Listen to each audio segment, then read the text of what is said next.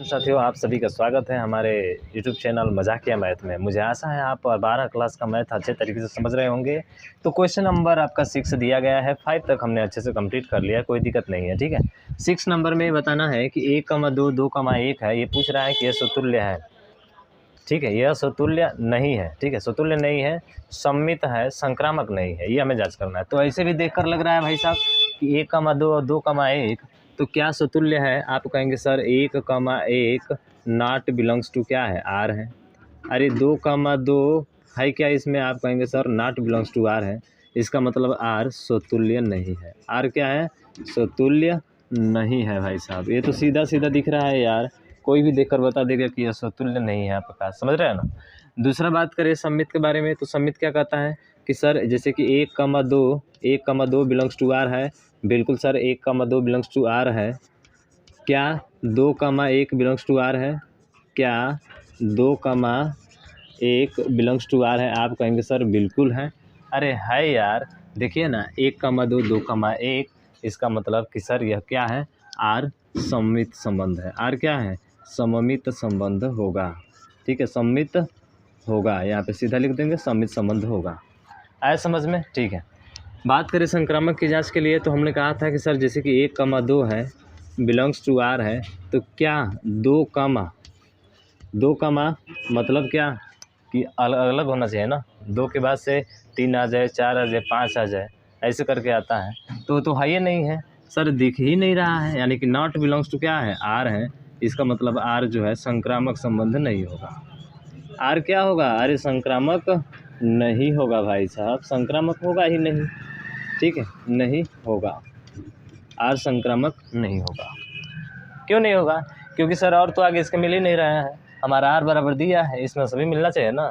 जैसे 1,2 मिल गया, फिर अगला 2, से 3 मिल जाए आपका, फिर 1,3 मिल जाए, तो इसका मतलब तब होता है क्या आपका, संक्रामक होता है। नहीं तो bye bye miss, good night, see you again. ठीक है, यह कहानी आती है।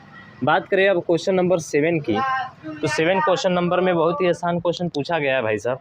आप इसका जांच बड़े आसानी तरीके से कर सकते हैं। कह रहा है कि जो है, सिद्ध कीजिए कि किसी कॉलेज में पुस्तकालय की पुस्तकों के समुच्चय ए में आर बराबर दिया है x, y, x तथा y में पेजों की संख्या समान है।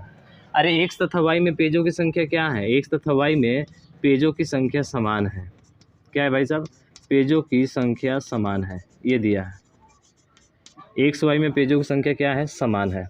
आर बराबर x, y, एक्स वाई में पेजों की संख्या समान है। तो क्या समतुल्य है, सममित है, संक्रामक है? सर तीनों होगा। जैसे हमने कहा था ना कि आपकी लंबाई मेरे समान है, तो मेरी लंबाई आपके समान होगी, तो सर ये तो सममित हो गया। मेरी लंबाई खुद के समान होगी, अरे बिल्कुल होगी सर, मेरी लंबाई खुद के समान ही होगी ना। अगर 4 सेंटीमीटर बड़ा बोलता तो नहीं होता है, लेकिन खुद के समान बोल रही है, तो इसका मतलब समतुल्य भी है। सममित की जांच करें हम लोग, जैसे कि मेरी लंबाई आपके बराबर है और आपकी लंबाई आपके दोस्त के बराबर है। अरे मेरी लंबाई आपके बराबर है, आपके दोस्त की लंबाई आपके बराबर है, तो क्या मेरी लंबाई आपके दोस्त के बराबर होगी कि नहीं? आप कहेंगे सर बिल्कुल, 3 लोग हैं, सिमेट्रिक हैं सर। सिमेट्रिक मतलब जैसे कि मेरी लंबाई उसके लंबाई के बराबर होगी। जैसे मेरी लंबाई की हाइट 5 मीटर है, अब मेरे दोस्त की लंबाई की 5 मीटर है और इसके दोस्त की लंबाई जो है 5 मीटर है, तो क्या मेरी लंबाई इसके बराबर नहीं होगी? होगी ना। तो इसका मतलब सर समतुल्य भी है, सममित भी है, संक्रामक भी है, तीनों है सर। और तीनों है तो तुल्यता संबंधी जांच हो जाएगा। यानी कि कैसे संबंध होगा, तुल्यता संबंध होगा। समझ में आया ना, जब तीनों होता है तो तुल्यता संबंध होता है। तो ये तो आसानी से हल कर लेंगे यार। 7 नंबर मुझे बताने की ज़रूरत है क्या? नहीं, या बताने की ज़रूरत है तो आप लिख भी सकते हैं। 7 नंबर में क्या लिख सकते हैं, सर x की लंबाई x के क्या है, अरे समान है। अरे x की लंबाई क्या है, x के समान है, ये तो कथन सत्य है सर। r जो है क्या होगा, समतुल्य संबंध होगा। सीधा लिख लेना है, मैंने बता दिया है यार, सिंपल सा क्वेश्चन। ठीक है, हम लग रहा है कि शुरुआत में ये सब बताए थे। ये लंबाई समान बोल रहा था, हम कहते कि x और y आपस में बराबर है। ठीक है, वही चीज़ हुआ। अगर बात करें सममित की सर, अगर बात करें सममित की, तो सममित में क्या कहते थे हम लोग sir, x, y belongs to r। इसका मतलब x की लंबाई y के बराबर है, तो यहाँ पे सीधा x बराबर लिखते थे y। उसी तरह से क्या y की लंबाई x के बराबर होगी, तो आप कहेंगे सर बिल्कुल होगी, यानी कि y बराबर क्या हो जाएगा, x हो जाएगा। अतः r क्या है आपका, क्या है, अरे संक्रामक सम्मित संबंध है, ठीक है। उसी तरह से संक्रामक की जांच कर रहे थे, लीजिए जांच भी कर दिया हमने। क्या कहते थे कि sir x, y belongs to आपका क्या है सर, बिलोंग्स टू आपका r है, इसका मतलब x बराबर y हो जाएगा। दूसरा हम लोग मानते थे, क्या करते थे, मानते थे y, z belongs to r है, तो यानी कि y बराबर किसका हो जाएगा, z के। तो समीकरण 1 व 2 से x बराबर y बराबर z, अतः x की लंबाई z के क्या होगी, बराबर होगी, अतः r क्या होगा, संक्रामक संबंध होगा। इतना लिख लीजिए भाई, काम खत्म आपका। जांच हो गया संक्रामक का भी।